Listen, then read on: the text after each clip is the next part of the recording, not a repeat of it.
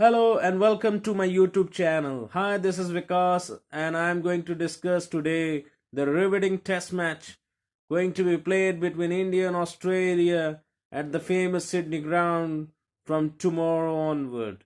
Well, India bounced back sharply by beating Australia in the Melbourne test match after the heartbreaking loss at the Adelaide Oval. Well, the victory was sweet, no doubt about that, but there was one thing that did not impress anyone. It was the woeful opening partnership. And in neither of the test matches, the Indians have got off to a good start. Well, there can be many reasons for that, but Mayank Agrawal really needs to get his act together. I don't advocate for dropping him for the Sydney Test match, but then he got to perform well. And dropping does not make sense just because of the fact that it's a couple of failures only, and he has been opening for India ever since he made his test debut against Australia at MCG in 2018. So you got to persist with him, but he really needs to make it count for himself. And in this test match, I think we will be having the services of Rohit Sharma. What a phenomenal player he has been for India. He has scored runs all around the world, vastly experienced, and may not be much in the test match arena, but when he came back into the test match fold in 2019, he scored two back-to-back hundreds against South Africa, and one of them was a double hundred. So you know the kind of potential and the kind of brilliance he has. But then it is Australia and it is against the Australian bowlers, and it's a test match. So and plus he is coming after an injury layoff, so things may not be that smooth for him. And he has just landed to Australia, served a 14-day quarantine period, and hit the nets recently. So he may not be that match fit. So the footwork that he want as an opener may not be there in his case. He might be little circumspect. So with him batting at the top of the order, we run the risk of losing two early wickets without much on the board.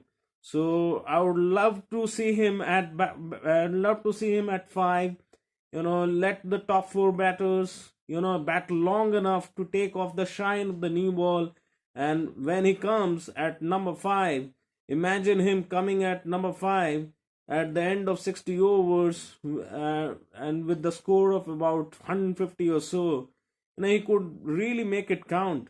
If he scores 30 runs for another 20 overs, by the time the second new ball will come, his eyes would be set.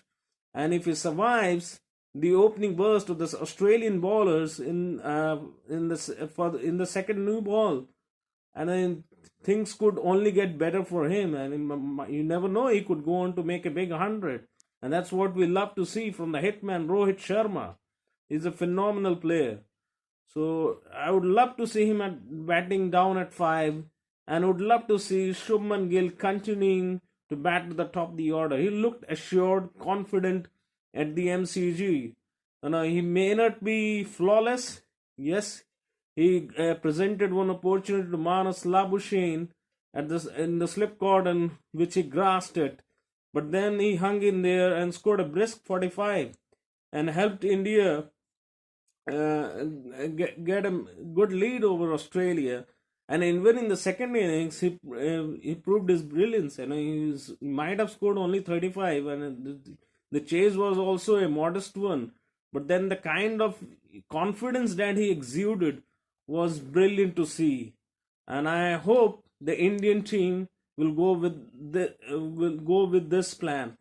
But then Rohit Sharma is Rohit Sharma. The experience is there. If Indian team management, puts him at the top, and he goes on to score a big 100, I won't mind that. I would be glad to be proven wrong in my strategy. But then it's cricket, is Australia. The Australian balls will be coming hard at the Indian batters. So Rohit Sharma coming down at 5 would be a viable option.